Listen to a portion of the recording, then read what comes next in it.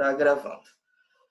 Bom, gente, hoje, na aula de hoje, então, a gente vai começar a falar sobre fascismos, movimentos fascistas.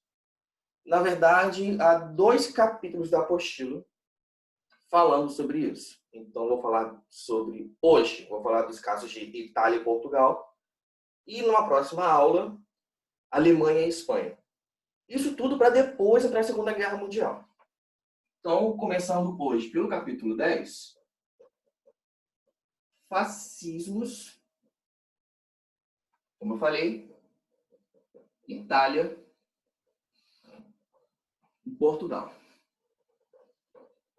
Só que para começar isso, antes de começar a falar de Itália e Portugal, é muito importante, um cafezinho, com licença, que a gente entenda o que é fascismo. É muito importante entender o que é fascismo. A apostila de vocês aborda isso um pouco. Logo no início do capítulo 10, se vocês pegarem aí, vocês podem ver, que ela fala um pouquinho, só que ela chama só de totalitarismo. Eu vou explorar isso um pouco. A palavra fascismo, o termo fascismo, ele surge originalmente para falar só da Itália. Surge para falar do contexto italiano. Gente, estou gravando, relaxa, estou gravando, não se preocupe. Então, fascismo surge originalmente para falar da Itália. Tanto que é no contexto da Itália que vão começar a falar de fascista, movimento fascista e tudo mais. Só que esse termo é usado desde sua origem, basicamente, para categorizar grupos e movimentos e governos de outros países. E nisso, há alguns pontos em comum, que é interessante a gente pegar individualmente. Qual é o primeiro ponto? Totalitarismo.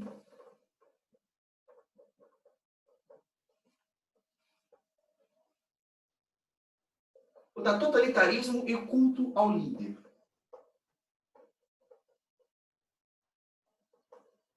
O que é isso?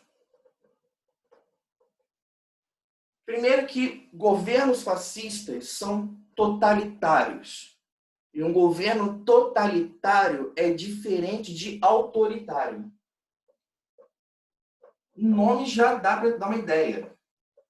Né? Autoritário.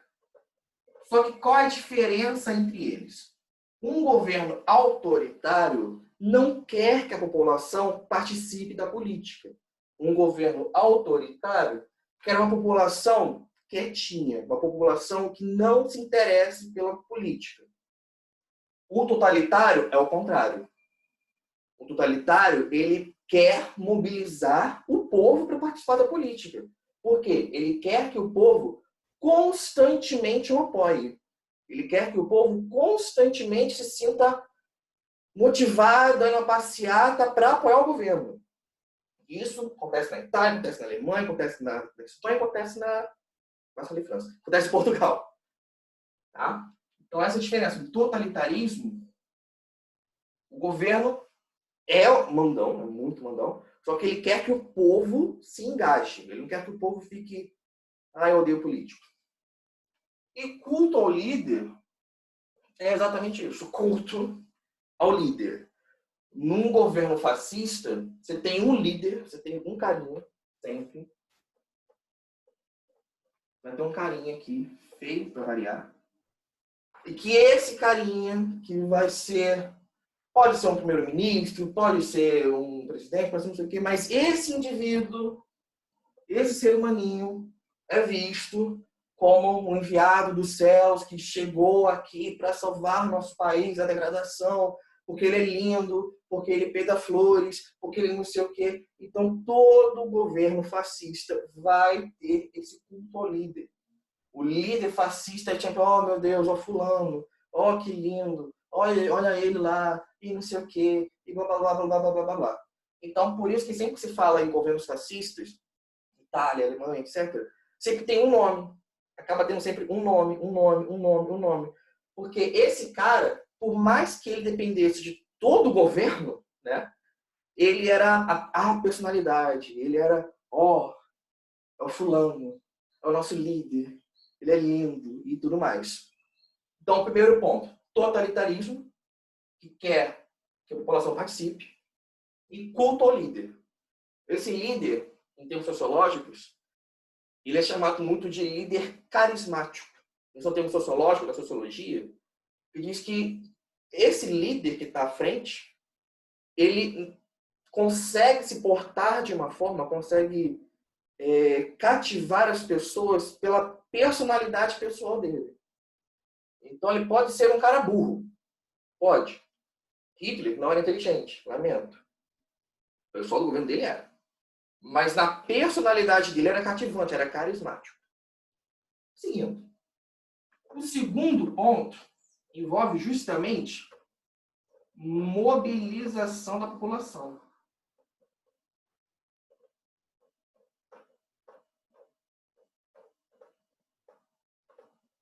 A população é sempre motivada e incentivada a participar para dar apoio ao governo. Principalmente classe média. Principalmente, fundamentalmente, as classes médias. Para isso aqui, são feitas duas coisas muito interessantes. Primeiro, propaganda.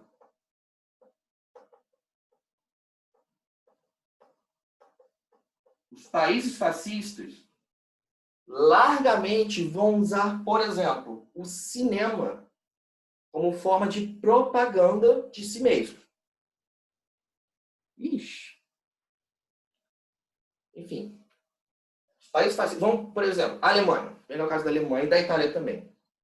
Eles vão produzir muitos filmes que falassem bem deles, que defendessem seus ideais. Beleza. Enfim, o cinema, né, dos governos fascistas vai ser muito utilizado como forma de propaganda do governo. Mas também tem uma questão vou botar aqui, imagem nacional.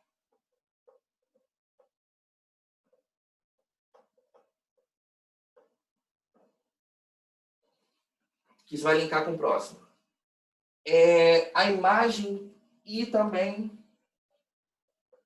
como posso chamar isso? Problemas.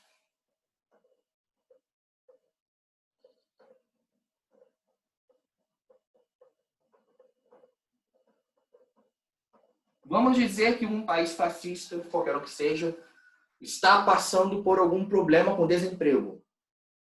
Isso preocupa a população. Então, o governo fascista vai usar isso, essa insatisfação, como forma de trazer o povo para si. Vamos dizer que acontece muito. Estamos aqui falando de Europa após a Primeira Guerra. O resultado da Primeira Guerra não foi bom para a gente. Nós não estamos felizes com o resultado da Primeira Guerra, porque, enfim, nosso país está quebrado.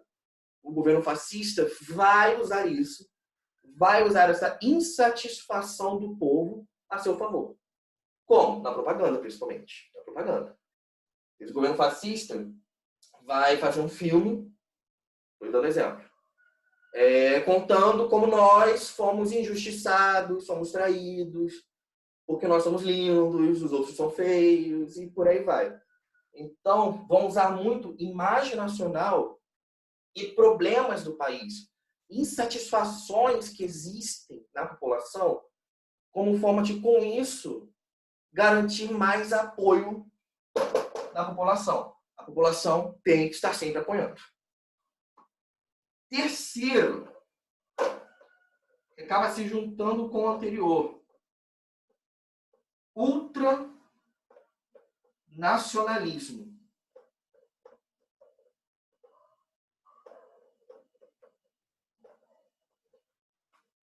Ultranacionalismo. O que é isso? Um sentimento nacionalista de amor à nação ao extremo, ao grande extremo.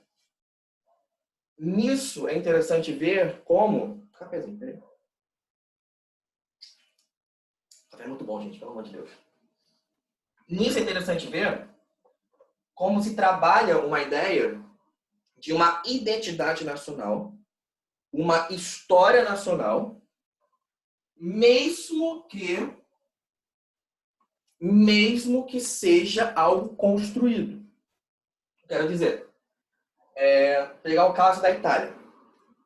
A Itália, quando chega o governo fascista, o que eles vão incentivar muito?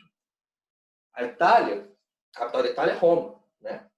Então, lá nos grandes primórdios da Itália, havia o Império Romano.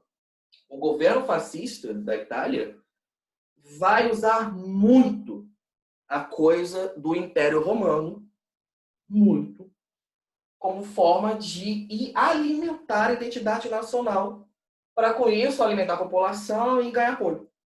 Porque o Império Romano é uma coisa muito boa, segundo eles. Outros exemplos podem ser falados, mas vão sempre alimentar uma ideia de uma identidade nacional, valores tradicionais que foram perdidos e que eram muito bons, seja lá qual for. Cada país fascista, Portugal, Espanha, Itália, Alemanha, vai se colocar de alguma forma. E nisso, eles podem, na verdade eles vão muito, alterar a história, alterar como se fala sobre o passado, desde que valorize a si mesmo, né? Desde que valorize a si mesmo. Então, por exemplo, se no passado teve uma guerra que eles perderam, esquece. Mas se teve uma coisinha pequena, quase irrelevante, que eles ganharam, opa, fala disso aqui. Vamos falar disso aqui, porque isso aqui é legal pra gente. Tudo isso na questão do ultranacionalismo. Muito forte. Seguindo, passem espaço aqui no quadro já. Tem uma questão de militarismo.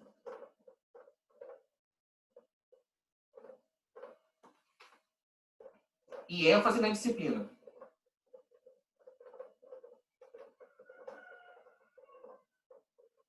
Disciplina que eu falo é disciplina. Eita, analfabetismo. Disciplina. Militarismo e ênfase na disciplina. Isso não só para quem é militar. Ou seja, militarismo jogado para a população. A população, em geral, começa a gostar da disciplina militar, daquela rigidez, e age, procura-se muito agir copiando isso, copiando essa rigidez militar. Então, começa a ter uma coisa do o líder é o chefe das Forças Armadas, as passeatas que vão ter, mesmo que as pessoas participando sejam civis, copia muito a ordem militar. Há sempre uma questão de militarismo, com ênfase na disciplina rígida de um quartel. E o último ponto, que foi unânime também, falando aqui,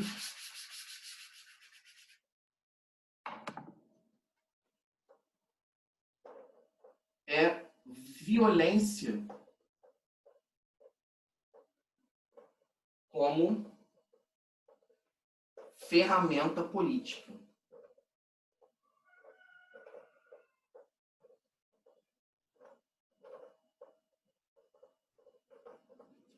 Violência como ferramenta política. O que isso quer dizer? Que a violência foi muito usada, seja de forma descarada ou não, pelo governo, contra sua própria população. E com muito apoio da própria população nisso. Nisso, o governo, do país que for, poderia usar a violência contra seus opositores. O partido que não é do governo, nem existe mais. Né? Metralha, bate, espanca, tortura. Mas se alguém resolvesse criticar o governo, lamento. Não tente criticar um governo se você está no governo fascista. Nem tenta, nem pensa, nem imagina. Porque você vai apanhar. Você vai apanhar. Sempre tem alguma força especial política, da polícia, algum grupo de observação da população, sempre tem mesmo, sempre tem. Em todos os casos, houve algum, que tomava conta para que a população sempre fosse apoiadora do governo e nunca crítica. Se alguém ousasse criticar o líder bonitinho, tadinho dessa pessoa, coitado. Essa pessoa ia sumir. Desaparecer da face da terra. Porque a violência vira uma ferramenta política. A violência vira uma ferramenta política institucionalizada. Ou seja, o governo bate, o governo tortura, o governo mata, ele pode. Ninguém fala nada. É uma coisa dentro da lei. Então, esses 5 elementos, totalitarismo e culto ao líder, mobilização da população, classe média principalmente, como? Usando propaganda e usando a imagem nacional e problemas que tiveram no país, insatisfações do país. Tá? Terceiro, ultranacionalismo, país, a nação, nossa identidade, nosso passado, nossa história, nossa blá, blá, blá, blá, blá, nossos valores. Militarismo, com ênfase na disciplina, e a violência como ferramenta política. Esses 5 elementos são característicos, muito característicos de um governo fascista. E eles vão se repetir nos 4 casos que vamos estudar. Itália, Portugal, Espanha e Alemanha. Até aqui, acho que está tranquilo. Certo? Dá joinha no vídeo, pessoal, pelo amor de Deus, só para ver se está tranquilo mesmo. Ninguém deu. Beleza, valeu. Começando com a Itália, que é a pioneirinha do rolê. Como eu falei, fascismo começa na Itália. Tanto é que a Itália é o primeiro país a ter um governo fascista. Dá a gente fazer uma linha do tempo quanto a isso. Lembrando que, uma coisa, a Primeira Guerra termina em 18. No ano seguinte, um ex-combatente e jornalista chamado Benito Mussolini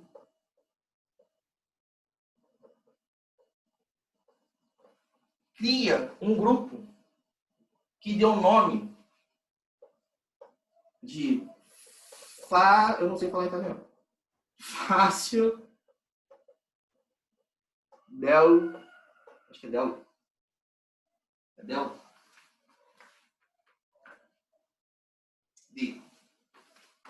Del espanhol. Desculpa. Fácil de combatimento.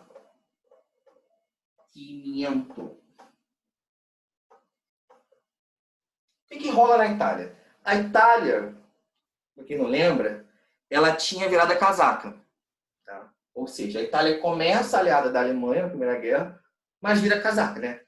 Logo no início ela vai para o outro lado. Só que, apesar de estar no lado dos vencedores, a Itália não estava satisfeita com o que ela ganhou com a guerra. Então a Itália estava se achando traída pelos seus novos aliados, ou seja, ela se sentiu traída por Inglaterra e França. E a Itália estava tendo uma economia bem ruinzinha por isso. Então, no ano seguinte, Benito Mussolini já cria esse movimento fácil de combatimento. Qual a importância disso? Primeiro que daqui o cara já cresce muito. Os adeptos desse movimento aqui eram principalmente jovens militares. Eles usavam um uniforme que envolvia uma camisa preta. Tanto que os adeptos desse movimento ficaram conhecidos como camisas pretas.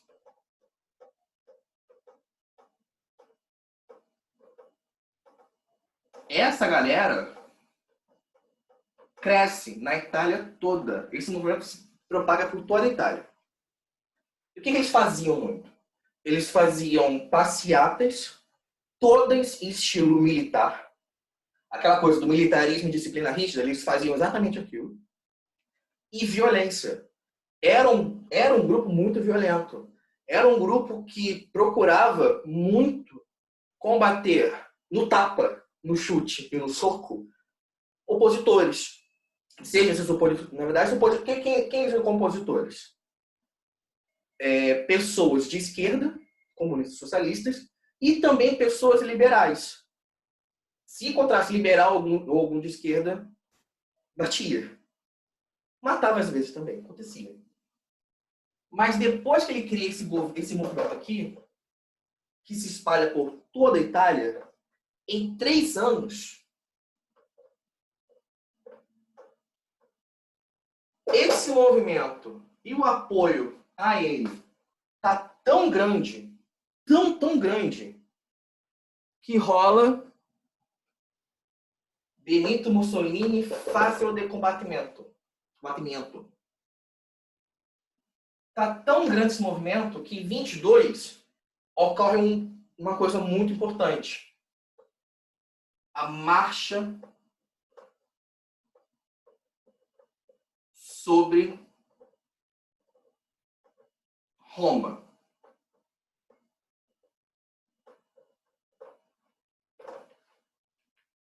Em 22, as pessoas que eram já favoráveis ao Mussolini, que eram já favoráveis a esse movimento dos camisas pretas, ocupam a capital da Itália. Fazem uma grande marcha sobre Roma. E o que acontece? A coisa fica tão surreal, tão surreal, que o primeiro-ministro da época, quando vê aquilo, renuncia, não quero mais. E os camisas pretas, ainda nessa marcha, obrigam o então rei da Itália, Vítor Emanuel III, a fazer com que Mussolini vire o novo primeiro-ministro. Então, qual a importância dessa marcha sobre Roma? Ela acaba derrubando o primeiro-ministro que tinha e faz com que Mussolini se torne o novo primeiro-ministro. Aí o cara decola, né? O cara decola mais ainda. Depois da marcha sobre Roma, com Mussolini já no poder tranquilaço, 3 anos depois, o cara vira ditador. Em 24, um ano antes, ocorreu uma eleição para a Câmara Italiana, para o Legislativo, em que houve muita fraude. Só que todo mundo que denunciava que estava tendo fraude, todo mundo mesmo, estão falando da eleição, os camisas pretas e os fascistas davam um jeito de desaparecer com a pessoa. A pessoa amanhecia no rio boiando, a pessoa amanhecia machucada, a casa pegava fogo, assim, do nada, sabe? Coincidência.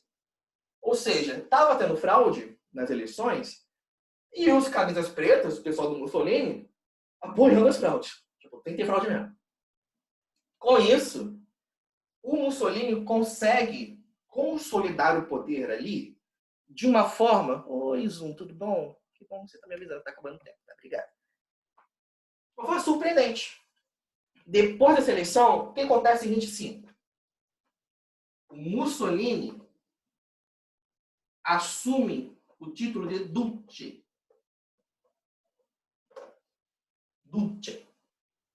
Esse termo, que vem do latim dux, significa tanto líder quanto guia. Essas duas traduções são possíveis.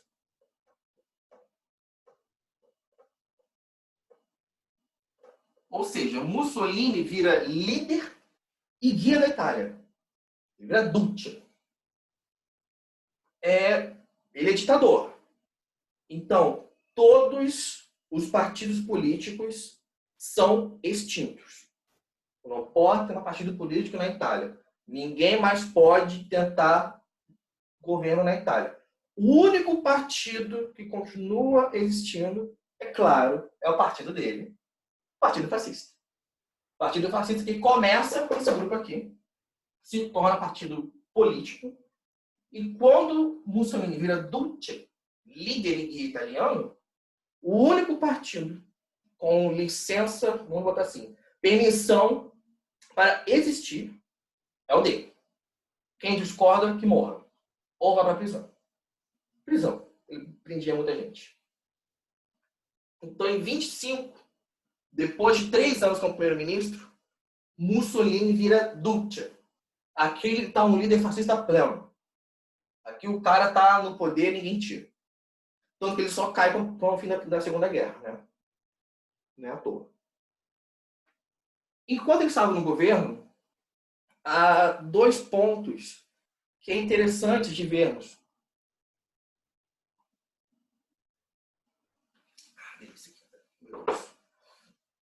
Ele fez 2 coisas bem interessantes para aumentar o apoio popular a ele. Claro, ele já estava com toda a coisa do culto ao líder, estava usando insatisfação popular, estava usando muito cinema, muito filme de propaganda para ele, muito mesmo. Isso tudo já estava rolando. Mas ele fez 2 pontos específicos para aumentar o apoio da população. Qual foi o primeiro? Ele cria um documento e publica chamada Carta de Lavoro. O que foi isso? Lavoro, em italiano, é trabalho. Ou seja, o Mussolini publica um decreto, vou botar assim, em que ele regulamentariza o trabalho na Itália. Nisso, ele concede aos trabalhadores muitas das reivindicações antigas. Então, ele vai delimitar horário de trabalho, ele vai garantir um salário mínimo e tudo mais. Várias reivindicações que os trabalhadores tinham na Itália, ele vai finalmente atender. E há de quem discordar. Porém, ele proíbe veementemente que trabalhadores se mobilizem contra o governo.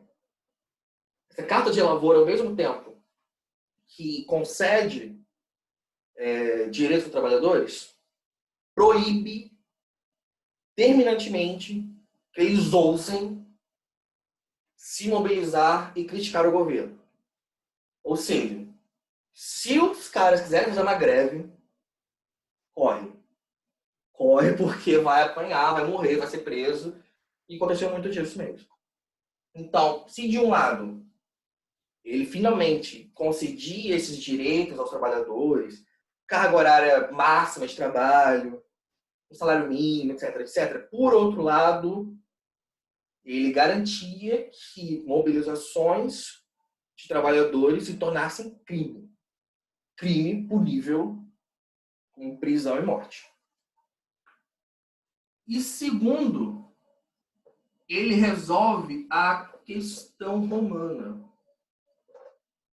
O que era a questão romana? Todos vocês sabem, imagino, eu espero eu. Quanto tempo eu tenho? Acabou, tudo bem. Que a sede da Igreja Católica é o Vaticano. O Vaticano, que apesar de ser uma cidade, ele é um país ao mesmo tempo. Ele tem total autonomia. Ele fica dentro de Roma. Dentro mesmo. O que acontece? Quando a Itália se unifica, vira um país, deu treta com o Vaticano. Deu treta, uma treta muito feia. Por quê? Porque o Vaticano, que antes era independente, show, toma aí, quando a Itália se unifica, deixa de ser independente. E ficou uma briga muito forte entre a Igreja Católica e o governo da Itália por uns 50 anos. De é independente ou não é independente? É autônomo ou não é autônomo? Mussolini, em 29, ele lança o chamado Decreto de Latrão.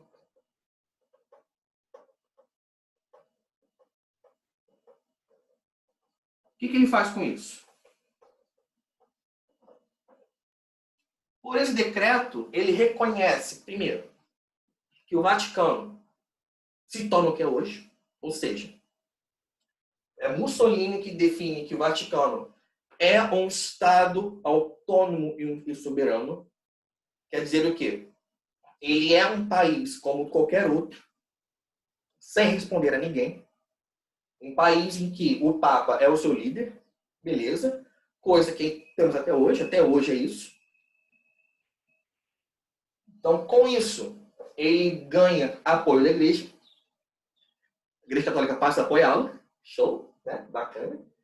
E o catolicismo, ele também define como a religião oficial do governo dele. Resumindo, decreto de Latrão, o Vaticano se torna autônomo, ele reconhece a autonomia do Vaticano e reconhece que o catolicismo passa a ser a religião oficial do governo italiano. Com isso, ele ganha apoio de quem? Dos católicos e da Igreja Católica. A Igreja Católica não critica. Quietinha. É na dela. Ok? Deixa eu parar de gravar aqui que tá